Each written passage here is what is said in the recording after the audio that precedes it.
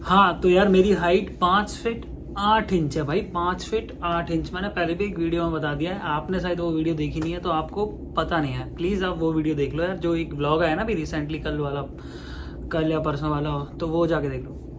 So hello, नमस्कार, सत श्री अकाल, आदाब, प्रणाम, सलाम दोस्तों। Welcome to my new video and my YouTube channel pilot on board. So यार मैंने वीडियो स्टार्ट की अपनी हाइट बताने से। देखो एक बंदे की ना बहुत ज़्यादा कमेंट आ रही थी और कई सारी वीडियोस पे कमेंट आ रही थी कि अपनी हाइट बताओ कितनी है, और उसका एक और क्वेश्चन है, उसका भी मैं जवाब दूंगा। तो उसने पूछा मेरे को कि सर आपकी, भाई आपकी आपकी जो जॉब है वो जस्ट टीआर के बाद लगी थी या टाइप रेटिंग के कितने टाइम बाद आपको मिली थी? तो भाई जैसे ही मैंने 2018 में मैं टाइप रेटिंग करके आया, तो मैं इंडिया में आया था 13 सितंबर को, सेम मेरे बर्थडे वाले दिन आया था 13 सितंबर 2018। और 20 सितंबर को, उसके लगभग 7 दिन बाद मेरा बेटा हुआ था, बड़ा वाला आर्विक, जो पिछली वीडियो में था। तो 19 सितंबर को ये वाली वैकेंसी आई थी गोयर की, जिसमें मैंने ज्वाइन किया है ना।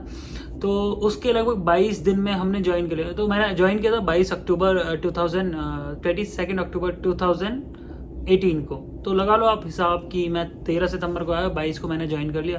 तो लगभग कितना हो गया, 1 महीने सवा महीने में मेरे को जॉब मिल गई थी उस टाइम पे ना। लेकिन वो मेरे हिसाब से लास्ट बूम था, लास्ट वैकेंसीज थी जिसमें मैंने ज्वाइन किया था। तो आपको जवाब मिल गया है भाई। और आज की ये वीडियो है ना, एक और ऐसे ही दोस्त ने कमेंट कर रखी थी, देखो यार आप लोग ही मेरे को कंटेंट दे रहे हैं और मैं उनमें से जो भी बहुत अच्छा कंटेंट होता है तो उसके ऊपर वीडियोस बना रहा हूँ, ठीक है। तो उसने बोला है कि यार आप परफॉर्मेंस कैलकुलेशन कैसे करते हो? तो सबसे पहले है ना, जो लोग एविएशन में नहीं है तो उनके लिए बता दूं। देखो यार, जब हम किसी भी एयरपोर्ट पे जाते हैं या फिर कहीं पे भी, तो उसके लिए ना परफॉर्मेंस कैलकुलेट करना पड़ता है हमें कि रनवे कितना लंबा है और कितना, जैसे हम लैंड करेंगे तो कितना हमारे पास मार्जिन बचेगा। और फॉर एग्जांपल अभी बता दूं, जैसे हम टेक ऑफ कर रहे हैं, टेक ऑफ के टाइम पे अगर कोई मलफंक्शन हो जाता है, कोई खराबी आ जाती है, ऐसी खराबी जिससे हमें रिजेक्ट करना पड़े, मतलब कि टेक ऑफ ही ना करना पड़े, तो सोचो फिर उसके बाद कितना मार्जिन बचेगा। हम मतलब सामने वाली दीवार में तो नहीं टकरा जाएंगे, और या फिर उससे पहले ही रुक जाएंगे। तो ऐसे कैलकुलेशन करनी पड़ती है, तो हमें सेफ मार्जिन लेना होता है। तो एक एग्जांपल ये हो गया। और अभी ना यहाँ पे बेंगलुरु में पिछली बार एक क्रैश हुआ था एयर इंडिया का, जो दीवार में जाके लगा था। वो कारण कोई और था, लेकिन एट लीस्ट हम ना सेफेस्ट मार्जिन रखते हैं अपने पास, बहुत मतलब कि हमें इजीली हम रुक जाएं, ठीक है। तो ऐसे परफॉर्मेंस कैलकुलेट होती है और लैंडिंग डिस्टेंस कैलकुलेट होती है। तो ये सारा कुछ ना हम पहले तो करते थे भाई पेपर से। हमारे पास पूरे पेपर्स थे, फाइल थी, RTW चार्ट थे। तो अभी करते हैं, ये भाई साहब आ गए हैं, तो इन्होंने अब बहुत काम आसान कर दिया है हमारा, और इनको बोलते हैं कंपनी आईपैड। तो यार मैं दिखा देता हूँ आपको, ये देखो, ये इसका स्टैंड है, तो ये निकल जाता है बाहर, ये सेफ्टी के लिए। और बहुत ना, देखो ये तगड़ा है बहुत, आवाज देख रहे हो, पत्थर जैसा है, मतलब बिल्कुल सेफ है ये। मैंने इसका रेट भी पता किया था, लगभग 7 से 8 हज़ार रुपये का भाई, कवर ही कवर। तो ये मेरा टूटा पड़ा है, मेरे को चेंज करना है एक्चुअली। तो हम ना यहाँ जहाज में ना एक ऐसा ही फ्रेम बना हुआ है जिसके अंदर ये चला जाता है और ये लॉक्ड हो जाता है। जब हमें निकालना होता है तो हम ऐसे दबा के बाहर निकाल लेते हैं इसको, ठीक है। तो ये हो गया आईपैड। अब इसमें ही ना हम परफॉर्मेंस कैलकुलेट करते हैं, और इसमें वेदर भी दिखता है भाई, इसमें नॉटैम्स भी आते हैं। नॉटैम्स में आपको बताऊंगा क्या होते हैं। नॉटैम्स में आपको चलो अभी बता देता हूँ। देखो हम किसी नए एयरपोर्ट पे जा रहे हैं या किसी रूट पे जा रहे हैं, तो मान लो जैसे हम फॉर एग्जांपल दिल्ली जा रहे हैं, तो नॉटैम एक्चुअली नोटिस टू एयरमैन होता है कि यार कुछ चेंज हुआ है, तो आपको पता होना चाहिए। तो मान लो कि कोई रनवे पे काम चल रहा है, जैसे दिल्ली में 3 रनवे हैं, तो 2 रनवे पे